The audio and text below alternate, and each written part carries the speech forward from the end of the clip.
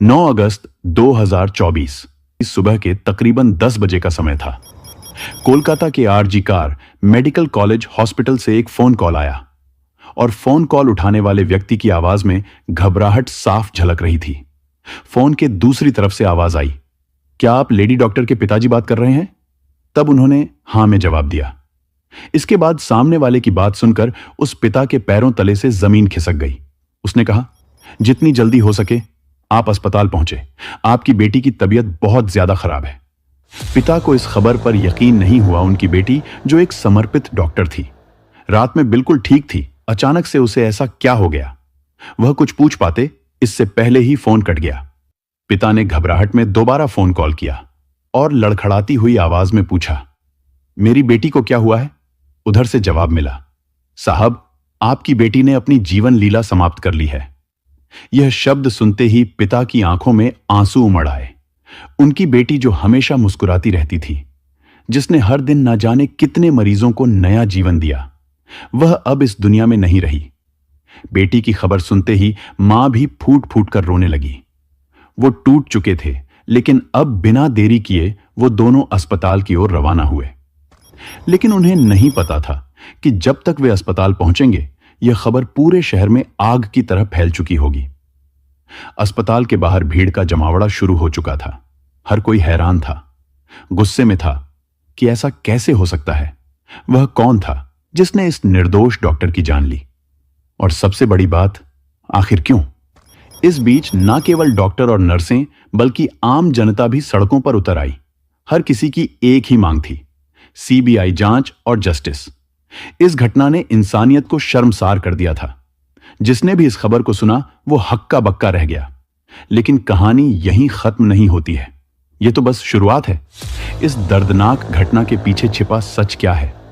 कौन है इस बर्बरता का जिम्मेदार और क्यों? इन सवालों के जवाब जानने के लिए हमें इस रहस्य की तह तक जाना होगा। आज की सच्ची घटना आरजी कार मेडिकल कॉलेज की है। एक ऐसी सच्ची घटना जिसने पूरे देश को हिलाकर रख दिया। यह कहानी कोलकाता की है, जहां एक बेहद मेधावी और समर्पित महिला डॉक्टर, जो चेस्ट मेडिसिन विभाग की पोस्ट ग्रेजुएट छात्रा थी और अपने पेशेवर जीवन में नई ऊंचाइयों को छू रही थी। यह महिला डॉक्टर, जिसने अपने जीवन के अंतिम क्षणों में अत्यधिक यातनाएं सही, एक साधारण परिवार से आई थी। बचपन से ही उसे शिक्षा का महत्व समझ में आ चुका था और उसने अपनी मेहनत और लगन से मेडिकल की पढ़ाई पूरी की। यह अपने माता पिता की उम्मीदों का केंद्र बिंदु बन चुकी थी और परिवार में पहली डॉक्टर बनने का गौरव हासिल कर रही थी। उसकी सफलता न केवल उसके परिवार के लिए गौरव की बात थी, बल्कि वह अपने समुदाय के लिए भी प्रेरणा बन चुकी थी। मेडिकल कॉलेज में उसने खुद को साबित करने के लिए कड़ी मेहनत की। उसे हमेशा से ही मरीजों की सेवा करने की प्रेरणा थी और उसने अपने परीक्षण के दौरान जूनियर और सीनियर्स के साथ मिलकर काम किया। वो हमेशा मुस्कुराते हुए मरीजों की देखभाल करती थी और अपने काम के प्रति समर्पित थी। लेकिन कोई नहीं जानता था कि एक दिन यही समर्पण उसे भयानक अंत की ओर ले जाएगा। 2024 8 अगस्त की रात को लगभग 11 बजे उसे उसकी मां का फोन कॉल आया। मां ने हर रोज की तरह अपनी बेटी की खैर खबर ली। डॉक्टर ने फिर मुस्कुराते हुए जवाब दिया, मां, मैं ठीक हूं। उस समय वह मरीजों को देखने जा रही थी, या उनका आखिरी संवाद था। मां को यह संतोष था कि उनकी बेटी अपने काम में व्यस्त है और सुरक्षित है, लेकिन नियति कुछ और ही खेल खेल रही थी। रात 12 बजे के आसपास, जब सभी लोग अपनी थकान मिटाने के लिए सोने की तैयारी कर रहे थे, डॉक्टर अपने 2 जूनियर सहयोगियों के साथ बैठकर हंसी मजाक के बीच खाना खाया। खाना खाने के बाद उन्होंने कहा कि वे काफी थकी हुई हैं और अब सोने के लिए 4थी मंजिल पर स्थित सेमिनार हॉल में जा रही हैं। किसी ने सोचा भी नहीं था कि वह आखिरी बार होगा जब वह किसी के साथ मुस्कुराते हुए देखी गई। 9 अगस्त की सुबह, जब उसके पिता को वो भयानक और फोन कॉल आया, तो उन्होंने इस बात की जानकारी अपनी पत्नी को दी और दोनों ही घबराए हुए अस्पताल की ओर भागे। और जब वे अस्पताल पहुंचे तो वहां का दृश्य किसी नाइटमेयर से कम नहीं था। अस्पताल के गलियारों में अफरा तफरी का माहौल था। डॉक्टर का शरीर अर्धनग्न अवस्था में खून से लथपथ और जख्मों से भरा पड़ा था। डॉक्टर के शरीर पर जगह जगह चोट के निशान पाए गए और उनकी गर्दन की हड्डी टूटी हुई थी। आंखों, मुंह और निजी अंगों से खून बह रहा था। यह कोई साधारण मौत नहीं थी, बल्कि बर्बरता की सारी हदें पार की जा चुकी थीं। बेटी की हालत को देखकर पिता और मां दोनों टूट जाते हैं और अब कहने सुनने को कोई शब्द ही नहीं बचता। इस भयानक घटना की खबर ने पूरे अस्पताल के सभी डॉक्टरों, नर्सों और कर्मचारियों को हिलाकर रख दिया। जैसे ही यह खबर अस्पताल से बाहर निकली तो सोशल मीडिया पर आग की तरह फैलने लगे और पूरे शहर में गुस्से की लहर दौड़ गई। अस्पताल के बाहर लोगों का जमावड़ा होना शुरू हो गया। डॉक्टरों और नर्सों ने धरना प्रदर्शन शुरू कर दिया। लोगों की बस एक ही मांग थी, न्याय और दोषियों को सख्त से सख्त सजा देना। बढ़ते दबाव के चलते इस मामले की जांच बहुत तेजी से शुरू हुई। जांच अधिकारियों ने मामले की जांच शुरू की, लेकिन शुरुआत में अस्पताल प्रशासन ने इसे एक हत्या के रूप में पेश करने की कोशिश की थी।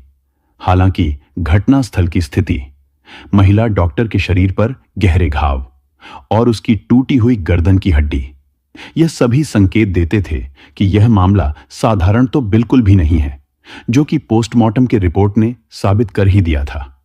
जैसे जैसे मामला आगे बढ़ा, राजनीतिक नेताओं और सामाजिक संगठनों ने भी इस मामले पर दुख जताया।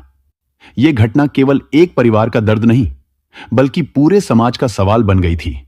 ममता बनर्जी की सरकार भी इस मामले को लेकर दबाव में आ गई थी।